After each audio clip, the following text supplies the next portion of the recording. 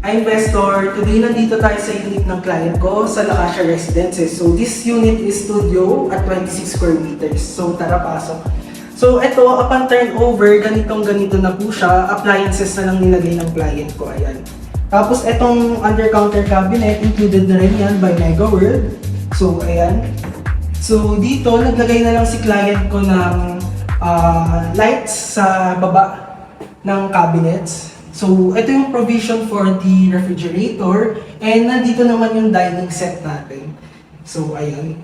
And itong unit pala na to is nako-convert into a one bedroom. So, ayan. So, ayan, kapag gusto niyo ng privacy, meron tayong privacy dito sa area na to. Tapos yung client ko dito is naglagay siya ng additional cabinets dito if ever yung mag-rent dito is for long term or minsan gusto nilang gamitin for personal use, pwede. So, ayan.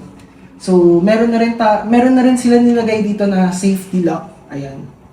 So, kaya talaga mag-accommodate ng madaming gamit dito sa area na to. So, dito meron tayong work desk. Ayan. Tapos dito sa area na to is meron mirror. Ayan.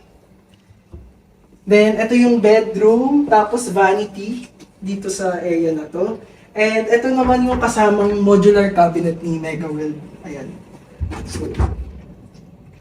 So dito sa toilet and bag, so nag-add lang yung client ko dito ng for the shampoo, tapos towel, and also the hair dryer. So, lahat ng nakikita ninyo dito is MegaWorld finishing na rin siya. So, ayan. So, if you want to know more about this project, just message me below and ilalagay ko rin yung contact details ng contractor here. Thank you for watching.